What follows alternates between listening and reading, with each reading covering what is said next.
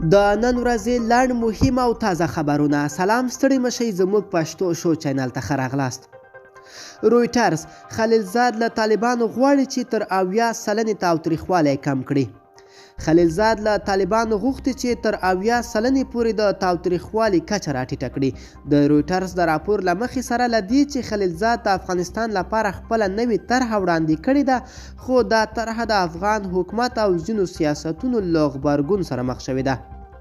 رویټرز په یو راپور کې د طالب سرچینو له خولې هم لیکلي چې د بین کنفرانس ته ورته د یوې غونډې د جوړولو خبره له طالب مشرانو سره شوې ده او دغه راز له دوی غوښتل شوي چې د تاوتریخوالي کچه تر 80 سلنې پورې راټیټه کړي. طالب سرچینې ویلي امکان لري چې له مقابل لوري سره د تاوتریخوالي پر کمولو توافق ته ورسیږي، خو پر اوربند خبرې کول به ډیر وخت وغواړي. پاکستان د دوحې د بهیر او بین الافغاني خبرو ملاتړ. پاکستان وایي د دوحې له مرستې پرته په افغانستان کې د سولې راتګ ګران دی. د پاکستان د بهرنیو چارو وزارت ویان زید ترار په یو تازه مرکه کې ویلي چې دوی له افغانستان سره د سولې په برخه کې همکاریو ته ژمن دي. د ده په وینا د امریکا په ګډون ټول اړخونه په دې باور دي چې د پاکستان له همکاریو پرته افغانستان ته د سولې راوستل ګران کار دی.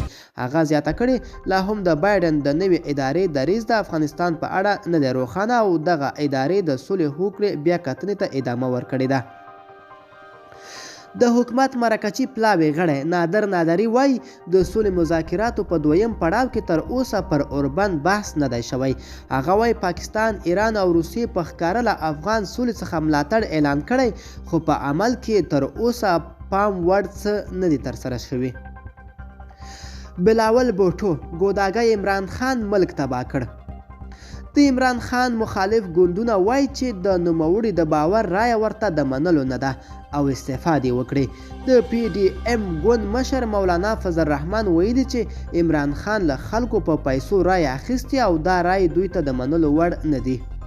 نوموړي ویلي چې عمران خان د پاکستان په تاریخ کې یو ناکام صدر اعظم دی او باید ژر تر ژره دې استعفا وکړي.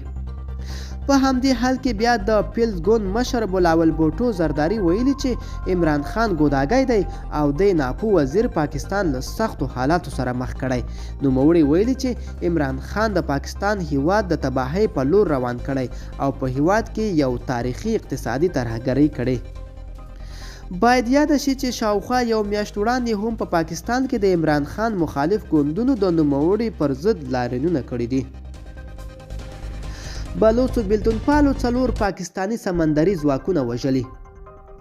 بلوڅو بیلتونپالو تیر ماښام د ګودار په ساحل ښار کې جون کې 4 پاکستانی سمندري ځواکونه وژلي او 2 نورې سخت ټپیان کړي دي.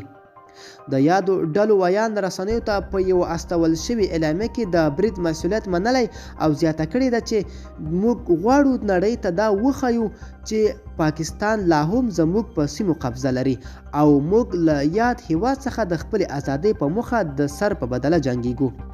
نوموړي همدارا زیاته کړې چې پاکستان باید په دې پوه شي چې بلوڅ عسکر که هر وخت او هر ځای وغواړي پاکستانی سرتیري په نښه کولی شي.